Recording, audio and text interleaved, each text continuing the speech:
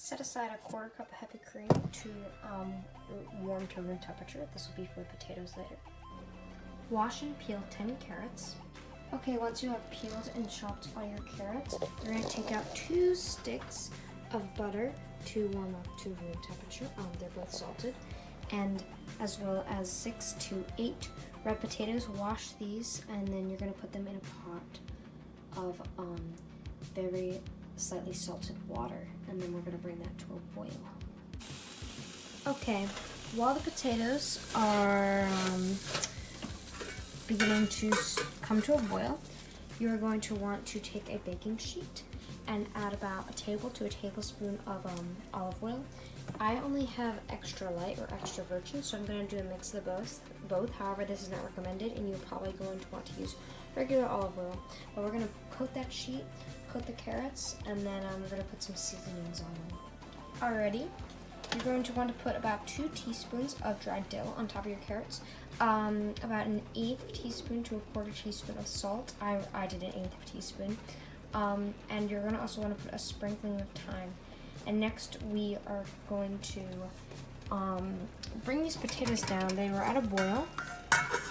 And once they come to a boil, you're going to want to turn that heat down to pretty low and allow those potatoes to cook for about 30 minutes or until they're super, super soft and the skin starts coming off.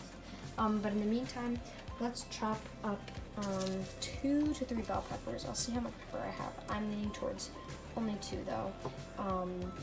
Preferably use red, orange, or yellow. Try not to use green because green has a different taste than the red, orange, and yellow, distinctly different, which is not the taste we're going for here.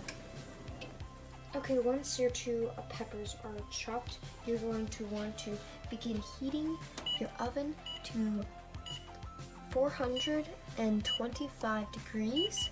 Too much. Perfect.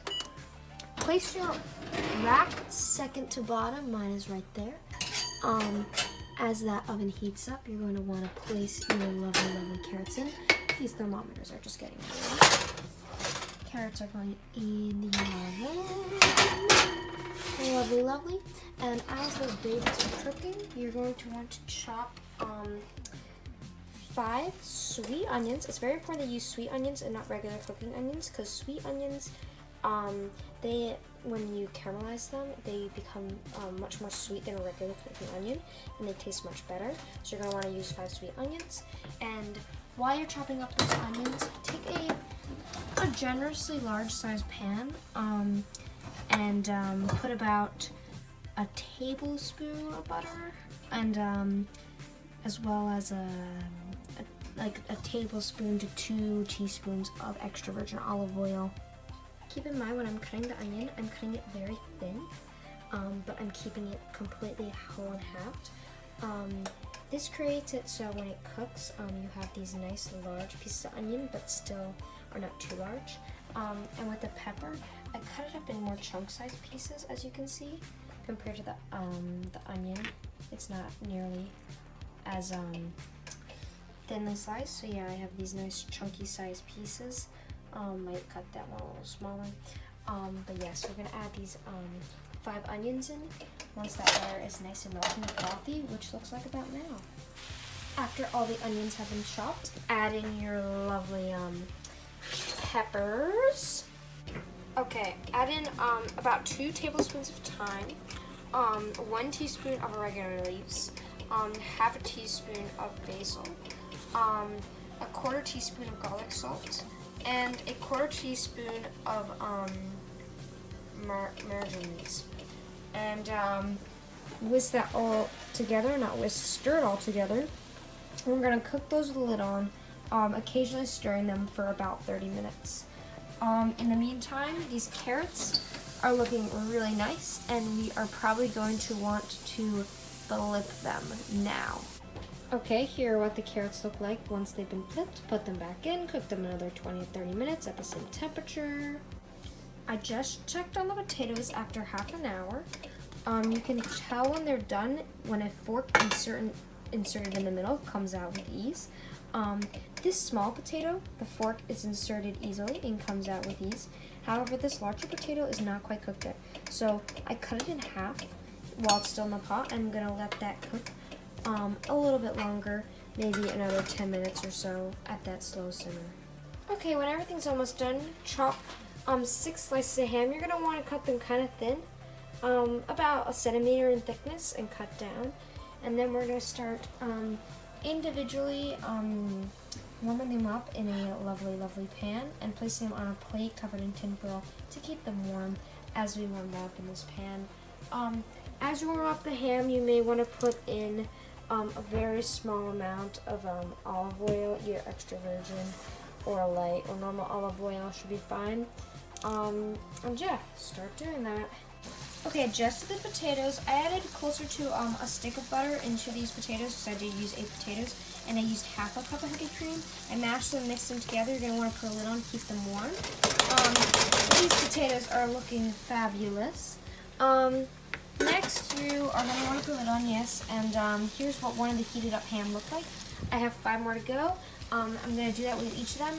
I cook at a very high heat, and then I just kind of warm it through it for until it's ready. So we're gonna put that on a plate, cover with tin foil, and go from there. The onions are looking very, very good. We're obviously gonna reduce them, but we just want them to caramelize and sweeten as much as possible. And yeah, let's start with the next ham steak. Put a little more oil on there and keep going at it. Okay, for the dinner, feel free to chop up scallion or these are wild onion sprouts. Chop them up and serve them on top of your mashed potatoes or whatever you wish. Bread if you want, and also with the ham, feel free to serve it with a nice mustard of some kind. That usually complements the ham really nicely. Okay, if the onions aren't quite developing a brownie you want, you can turn it up to a super high heat so it browns on the bottom better. This is what your onions should look like when they're done.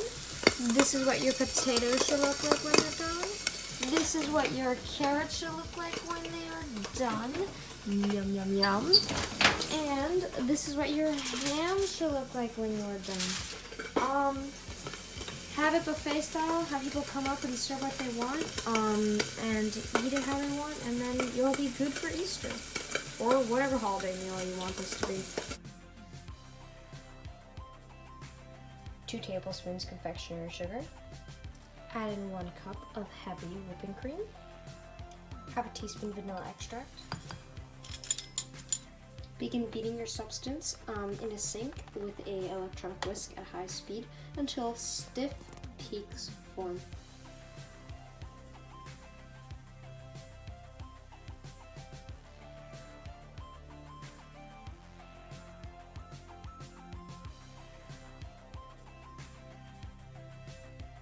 Alright, it's just been whisked. You're probably going to want to level that off. Place with plaster wrap on top and let it rest in the refrigerator until you're ready to eat it with your berries. Okay, once you get your berries, we're doing blueberries and strawberries. You're going to want to put it on a plate with as much whipped cream as you desire, and this will be dessert. Enjoy.